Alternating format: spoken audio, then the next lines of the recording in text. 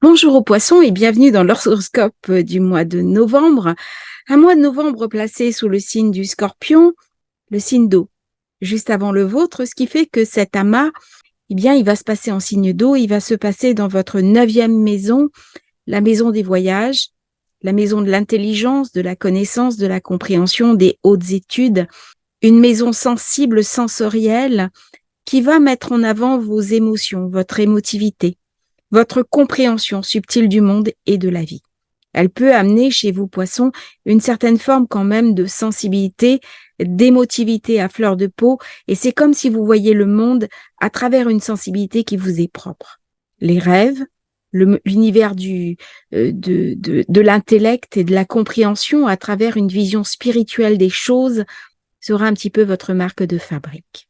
Dans ces temps troubles, dans ces temps obscurs, vous avez tendance un petit peu à vous retirer dans votre grotte, à vous enfermer en vous, parce que c'est l'endroit où vous êtes le plus protégé et quelque part, vous avez du mal avec la noirceur du monde.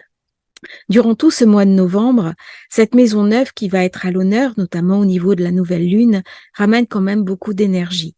Elle vous amène aussi des compréhensions et des éléments dont vous n'aviez pas forcément connaissance si vous faites en particulier une thérapie, notamment un décodage familial, des constellations, un travail astrologique. Vous pouvez vous intéresser à des nouveaux domaines de compréhension, des nouveaux domaines de connaissance, des nouveaux domaines d'exploration. Vous pouvez suivre un enseignement ou vous-même donner un enseignement, faire des conférences et aller sur le devant de la scène. Un certain nombre de poissons aiment bien se retirer du monde. Ils travaillent seuls, parfois même la nuit. On retrouve les poissons dans les casinos ou joueurs de poker en ligne. Nous en avons beaucoup à Malte. Souvent, ce sont des personnes assez silencieuses, très introverties, qui gagnent beaucoup d'argent simplement seules face à leur ordinateur. Une autre manière pour le poisson de se réaliser et de trouver sa place dans le monde, une place qui est parfois marginale et qui est différente de ce que les autres attendent de lui.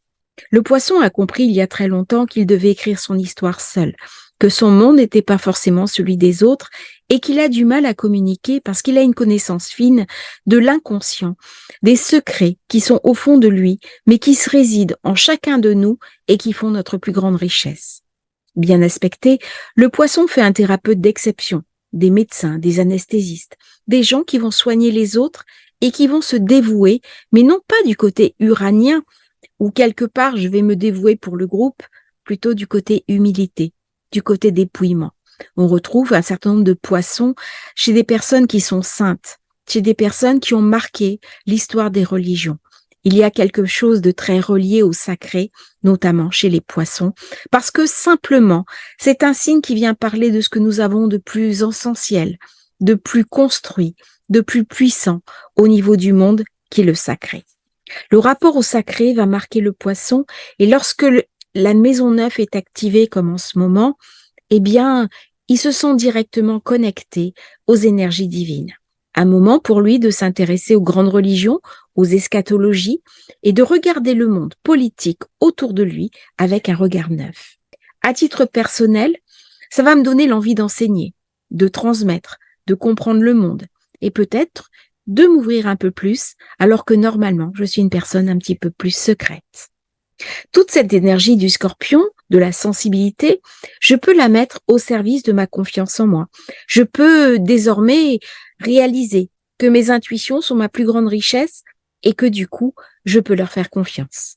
Moi, poisson, je peux avoir envie de voyager, de parler de philosophie, de m'intéresser aux religieux et d'essayer de comprendre un petit peu ce qui se passe dans les conflits dans lesquels le monde se retrouve empêtré.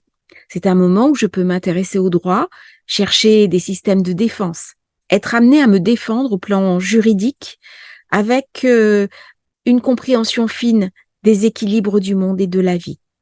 Tout ce qui est du domaine de la maison neuve va pouvoir me concerner.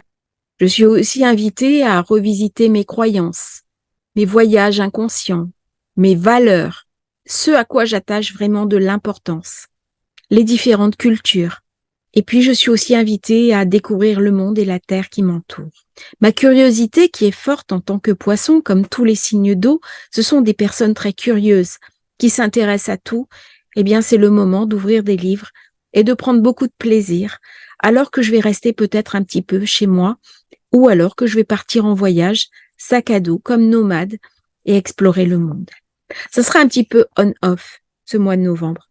Soit reclus chez moi, un petit peu comme un sage dans sa grotte, ou alors comme un globe-trotter qui va visiter plusieurs pays sans véritablement chercher à toucher quelque chose du doigt. Attention toutefois, si vous partez en voyage, de faire attention là où vous irez, parce que le monde actuel qui arrive est un monde qui présente un certain nombre de dangers et un certain nombre de risques que le poisson ne verra pas forcément. Il peut les sentir à l'intérieur de lui, mais il y a une part de noirceur de l'humanité que le poisson a du mal à voir, du mal à accepter et du mal à conscientiser. C'est un signe très idéal. Nous sommes là dans une idéalisation de l'humanité. Nous sommes dans la foi, nous sommes dans le pardon et quelque part une aspiration à la transcendance. Comment parler du Bodhisattva, des Bouddhas et de toute la sagesse transcendantale, orientaliste, les grands sages, les prophètes, alors même que le monde se déchire. C'est toute la confrontation du scorpion. Je vais y arriver, c'est difficile, je suis passée par tous les signes d'eau, j'ai été déconcentrée par un événement indépendant de ma volonté. Eh bien, le poisson, c'est peut-être ça. Il va devoir faire ce cheminement, en passant par le cancer, les eaux amniotiques, la transformation par le scorpion, pour revenir vers lui-même et trouver la lumière dans notre monde. C'est peut-être ça la transcendance du poisson. Accepter ces différentes étapes, ces différents passages, ces dangers aussi, car le monde du poisson, le monde des eaux, les eaux d'en bas sont dangereuses. Alors, bien sûr, je rêve du monde d'en haut. Je rêve des eaux d'en haut. Je ne comprends pas cette séparation entre les eaux d'en haut et les eaux d'en bas, cette manifestation où je me sens quelque part tombée sur terre, éloignée de la source, éloignée du divin. Que diantre suis-je venue faire dans cette galère? Beaucoup de personnes se demandent ce qu'elles font sur terre. Pourquoi cet exil? Pourquoi l'incarnation? Quel est le sens? Le sens de ce que je vis, le sens de mes souffrances. Connecté complètement à mon inconscient, aux inconscients de l'autre, je vais faire un excellent thérapeute, un excellent médecin, quelqu'un qui va guérir, soigner les autres, parce que j'ai une conscience fine de ma propre souffrance. J'ai une conscience fine du secret des âmes. Au-delà de l'esprit, au-delà du subconscient, au-delà de cette psyché de mes ombres intérieures, j'ai comme le scorpion une certaine forme de secret, le secret de la porte qui mène vers la spiritualité, vers la transcendance, vers l'absolu. Cette porte que je franchirai au moment final, est-ce que je ne peux pas la franchir avant? De là, tous les écrits sur les EMI, toutes les personnes qui ont passé une EMI ont vécu une expérience de type poisson. Le poisson a du mal à communiquer avec les autres dans le sens où il a des secrets qu'il ne peut pas forcément partager, un monde onirique qui lui est propre. Et dans ce décalage, comment dès lors, lui, signe double, arriver à articuler en même temps la nécessité de l'incarnation et la richesse de son monde intérieur, c'est tout le questionnement du poisson qui, lorsque la maison neuve est activée, va venir se montrer à lui. Est-il dès lors un marginal dans la vie, un suradapté au monde? Ses réponses ne seront pas celles des autres.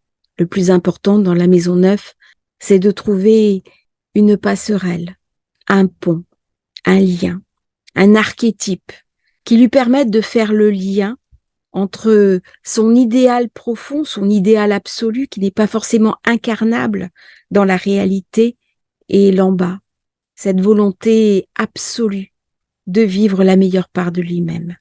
Est-ce que notre poisson est déchiré entre deux mondes, un tellement en bas et l'autre tellement en haut, jusqu'à ce qu'il comprenne alors que c'est dans ce lien de faire descendre le spirituel dans la matière et de faire monter la matière dans le spirituel que sera peut-être une des parties de la réponse. Avec l'arrivée de Vénus en balance, Vénus qui est l'octave inférieure de Neptune, Vénus qui est l'amour humain, alors que Neptune parle de transcendance et d'amour absolu, de compassion, eh bien, il y a quelque chose qui s'ouvre en moi, quelque chose de profondément secret. On va me parler de relations, de sexualité, de connexion plus profonde, plus authentique, un désir sensuel, mais il y a aussi quelque part chez moi la volonté de comprendre ce qui se passe au niveau mystique, de passer la porte, d'être une part dans une forme de diplomatie, dans une forme d'accord, dans une relation gagnant-gagnant. C'est le moment de changer quelque chose en moi, quelque chose qui va déclencher des désirs forts. J'ai besoin de connexion intime avec l'autre. J'ai besoin de rencontres. J'ai besoin de sérénité. J'ai besoin d'intimité.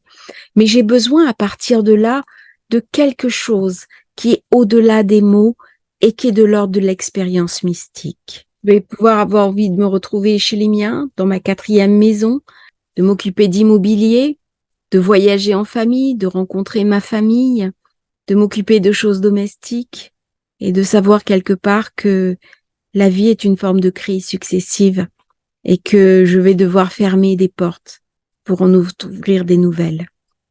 Pendant ce mois de novembre, je vais être occupée par des affaires financières, des contrats d'affaires, des héritages peut-être, des héritages aussi bien financiers que symboliques. C'est le moment où je vais pouvoir m'interroger sur ma lignée familiale, aller nettoyer ce qui doit être nettoyé. C'est le moment aussi où je peux apprendre une nouvelle technique, recevoir un diplôme en ligne, négocier des contrats, des partenariats, chercher de l'aide. Je vais recevoir une aide positive. Et ce mois-ci, je vais recevoir beaucoup d'énergie, mais une énergie que je vais surtout intérioriser. Et puis bien sûr, moi, Poisson, lorsque le Soleil va passer en Sagittaire, lorsque Mercure arrive en Sagittaire et Mars en Sagittaire à la fin du mois, eh bien, je vais recevoir beaucoup d'énergie. Parce que Jupiter, c'est aussi la planète du Poisson. Donc, dès que je vais recevoir ces influx sagittariens, eh bien, ce qui a été un petit peu en suspens, ce qui a été un petit peu en attente, ce qui a été un petit peu nostalgique, va avancer de manière fine. La fin du mois, à partir du 23, va être très positive pour moi, Poisson. Et tout le mois de décembre va être un mois de chance où je vais pouvoir me réaliser et vivre des choses très agréables. Je vous remercie, vous Poissons, d'avoir suivi cette vidéo. Je vous souhaite un merveilleux mois de novembre. N'hésitez pas à liker, à vous abonner à la chaîne